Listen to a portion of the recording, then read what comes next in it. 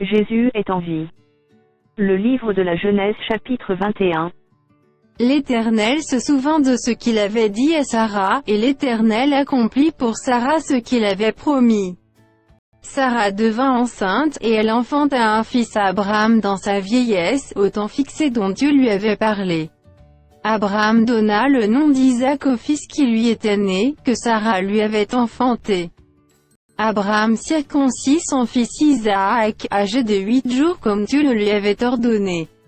Abraham était âgé de 100 ans, à la naissance d'Isaac, son fils. Et Sarah dit, Dieu m'a fait un sujet de rire, quiconque l'apprendra rira de moi. Elle ajouta, qui aurait dit à Abraham, Sarah allaitera des enfants?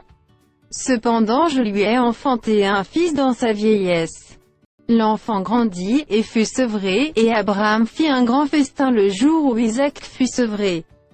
Sarah vit rire le fils qu'Agar, l'Égyptienne, avait enfanté à Abraham.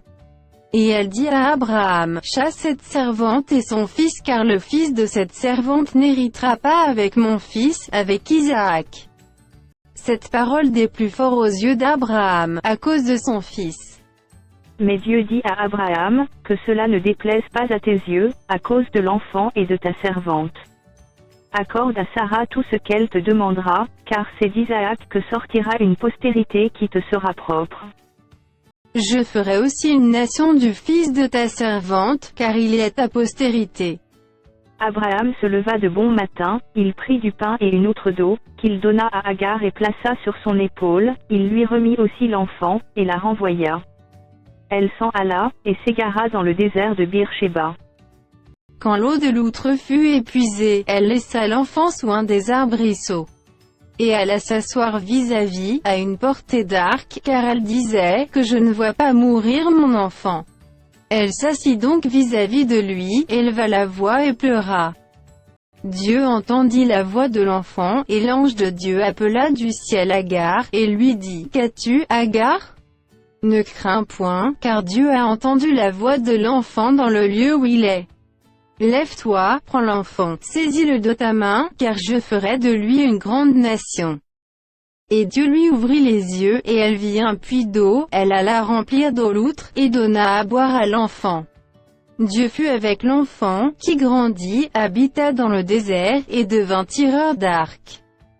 Il habita dans le désert de Paran, et sa mère lui prit une femme du pays d'Égypte. En ce temps-là, Abimélec, accompagné de Picol, chef de son armée, parla ainsi à Abraham, Dieu est avec toi dans tout ce que tu fais. Jure-moi maintenant ici, par le nom de Dieu, que tu ne tromperas ni moi, ni mes enfants, ni mes petits-enfants, et que tu auras pour moi et le pays où tu séjournes la même bienveillance que j'ai eue pour toi. Abraham dit, je le jurai. Mais Abraham fit des reproches à Abimélec, au sujet d'un puits d'eau, dont s'étaient emparés de force les serviteurs d'Abimélec. Abimélec répondit, j'ignore qui a fait cette chose-là, tu ne m'en as point informé, et moi, je ne l'apprends qu'aujourd'hui. Et Abraham prit des brebis et des bœufs, qu'il donna à Abimélec, et ils firent tous deux alliance. Abraham mit à part 7 jeunes brebis. Et Abimélec dit à Abraham, qu'est-ce que c'est cette jeune brebis, que tu as mise à part? Il répondit, tu accepteras de ma main ces 7 brebis, afin que cela me serve de témoignage que j'ai creusé ce puits. C'est pourquoi on appelle ce lieu Beer-Shéba, car c'est là qu'ils jurèrent l'un et l'autre. Ils firent donc alliance à Beer-Shéba. Après quoi, Abimélec se leva, avec Picol, chef de son armée, et ils retournèrent au pays des Philistins. Abraham planta des tamarisques à Beer-Shéba, et là il invoqua le nom de l'Éternel, Dieu de l'éternité. Abraham séjourna longtemps dans le pays des Philistins.